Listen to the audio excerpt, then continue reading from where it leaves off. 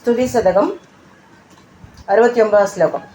ताम्राम्बोजं चलतनिकटे तत्र बन्धूकपुष्पं तस्मिन्मल्लीकुसुमसुषमां तत्र वीणानिनादं या वृण्वाना सुकृतलहरी कापि काञ्चीनगर्याम् ऐषा नीसा कलयति धरामैन्द्रजालं विलासम् आगारां चं त्रिदश सदसामाश्रये साधकानाम् आकाशोपर्यभिचकलयन्नालयं तुङ्गमेषां कम्बातीरे विकरति धरां कामधेनुकवीनां मन्दस्मेरो मदननिकम प्रक्रिया सम्प्रदायग आत्रिभूतै अविरलकृपै आर्धलीलाविलासैः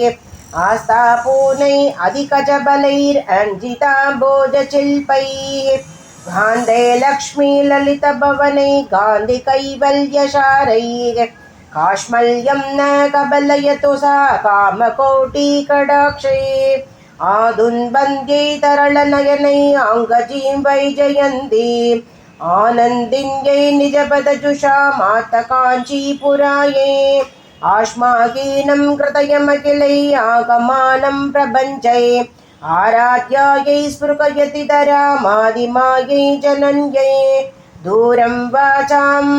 त्रिदश सदसां दुःखसिन्धोर्दरिद्रं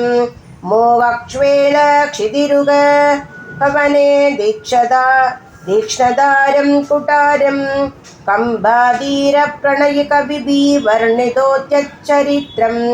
शान्त्ये शेवे सकलविपदां शाङ्गरं तत्कलत्रं कण्ठे कृत्य प्रकृतिकुटिलं कडिमशं प्रादिभश्री चुण्डे रत्नं निजपदजुषरं शून्यतन्त्रं दिशन्ति दुण्डे राज्ञे मगति विषये स्वर्णवृष्टिप्रदात्री चण्डी देवी कलयति रतिं चन्द्रचूडालचूटे येन ख्यातो भवति सकृगी पूरुषो मेरुदण्डा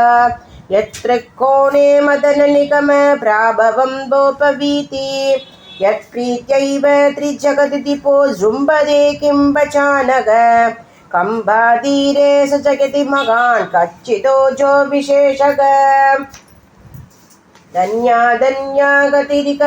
गिरां देवी कामाक्षि कामं निन्द्या विन्द्या सपति जडता कल्मषा तुन्मिषन्ति शाद्वी माध्वी रसमधुरता पञ्जनी मञ्जुरीति वाणी वेणी जडिति वृणात् स्वर्धुनी स्पर्धिनी मा यस्या वाडी कृतय कमलं कौशुमी योगभाजा यस्या पीडी सतति चिचिरा शीकरै माकरन्दै यस्या पेडी सिति परिचलन् मौलिरत्नस्य काञ्ची श्यामे सोमाभरणमखिषी साधयेत् काङ्क्षितानि एका माता सकलजगतां ईयुषी ध्यानमुद्राम् एकाम्रं त्रिस्वरचरणयो एकधानां शमिन्दे ताडङ्गोद्यन्मणिगणरुचा धाम्रकर्णप्रदेश तारुण्यश्ची स्तबकितरुचां